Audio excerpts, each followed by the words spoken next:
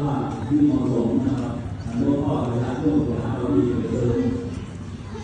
นะครับเพื่อว่าจะเป็นนักเกิดขึ้นนะครับเรามีที่ได้ผลมากนะครับเป็นที่เราได้ตำบลแต่มาซ้อนกันนะครับรวมจิตรวมใจมุ่งใส่วัดสามณีอย่างเดียวนะครับคณะบุรีดีสิบเก้าเป็นบ้านจันทร์เป็นบ้านทำงานนะครับเป็นบ้านทำงานตามปกติของพระราชการของงานเป็นนะครับฉะนั้นอย่ามายัดใส่นอกจากว่าเป็นว่าง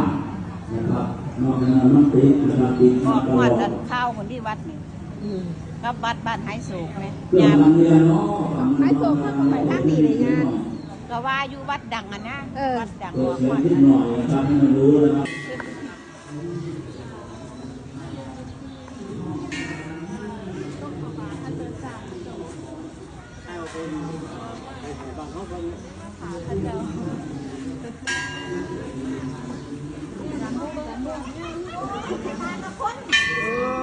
กระตากับพ่นเป็นไงบ้างกระตากับพ่นเป็นไง